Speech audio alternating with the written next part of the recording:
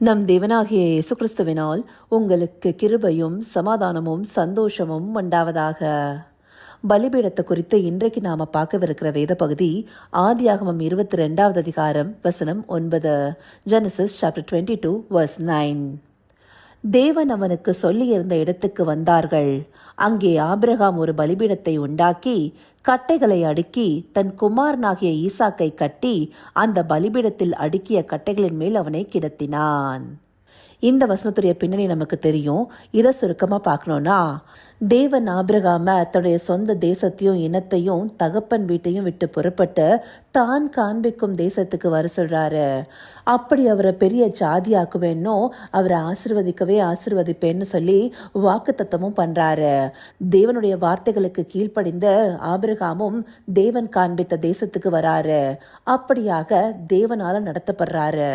அப்படி இருக்கிற ஆபிரகாமுக்கு 75 வயதாகியும் பிள்ளை இல்லாம இருக்கு. அவருக்கு ஒரு குமாரனை தருவதாக தேவன் வாக்குத்தத்தமும் பண்றாரு. அந்த வாக்குத்தத்தம் பண்ணி 25 வருஷம் கழிச்சு ஈசாக்க சாராளுக்கும் ஆபிரகாமுக்கும் தேவன் ஆசிர்வதிக்கிறாரு. அப்படியாக ஆசிர்வதிக்கப்பட்ட பிள்ளைய ஆபிரகாம் எவ்வளவு நேசத்தோடு பிரியத்தோடு வளர்ப்பாரு. அந்த பிள்ளைய தேவன் பலியாக கேட்கிறாரு.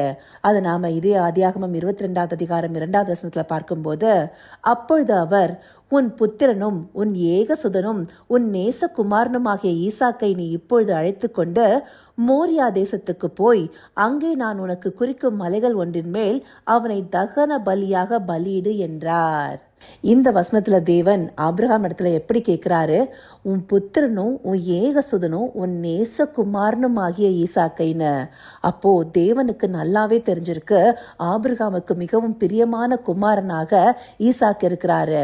அப்படிப்பட்ட ஒரே பேரான குமாரனை தேவன் பலியாக கேட்கும் போது ஆபிரகாம் எந்த ஒரு மறு உத்தரவும் சொல்லாம அடுத்த நாள் அதிகாலையில எழுந்து அவரை பலி கொடுக்கறதுக்காக அவரை கூட்டிட்டு மோரியா தேசத்து மலைக்கு போறாரு.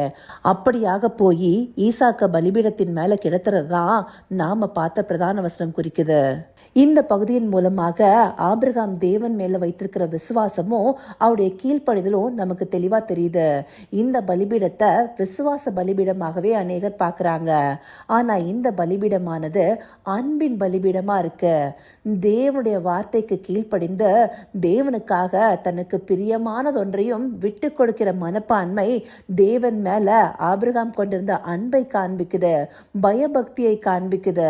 இந்தபடியா அவர் பிள்ளைய பலி கொடுக்க பலிபீடத்தின் மேல கிடத்தினாலும் தேவன் அதை வேண்டாம்னு தடுத்து ஆபிரகாம் ஈசாக்கு இடத்துல சொன்னபடியே ஒரு ஆட்டுக்குட்டிய பலி செலுத்துறதுக்கு தராரு.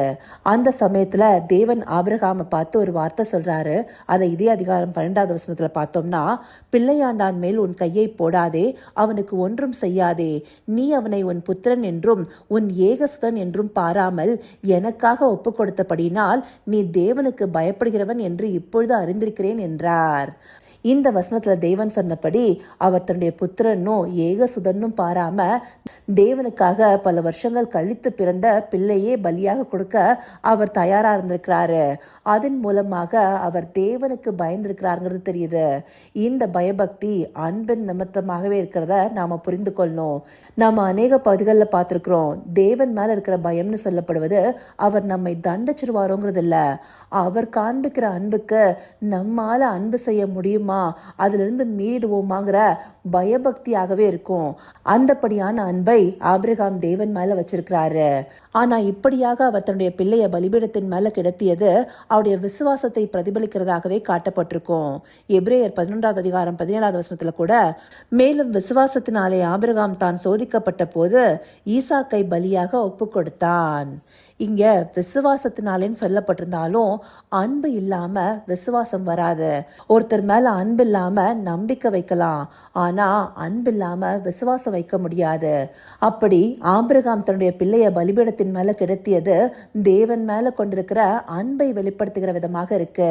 இது அன்பின் நிமித்தமாக செய்யப்பட்டதுங்கிறத நாம அறிந்து கொள்கிற விதமாக பின் நாட்கள்ல நம்முடைய தேவன் தன்னுடைய ஒரே பேரான குமாரனை நமக்காக சிலுவை என்னும் பலிபீடத்துல ஒப்பு கொடுக்கிறார் இல்லையா, அதன் மூலமாக அவர் நம்ம மேல வைத்திருக்கிற அன்பை வெளிப்படுத்தியிருக்கிறாருல்ல.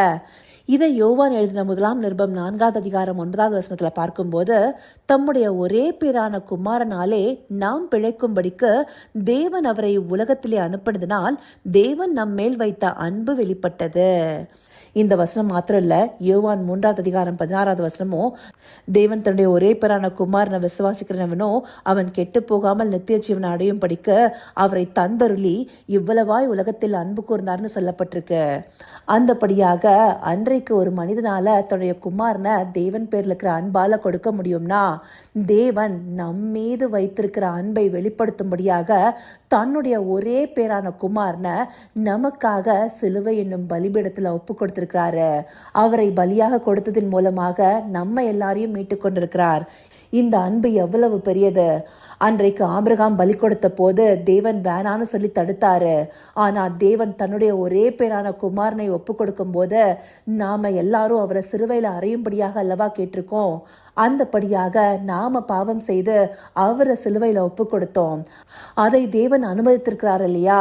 அந்தபடியான அன்பிற்கு நாம என்ன செய்ய போகிறோம்?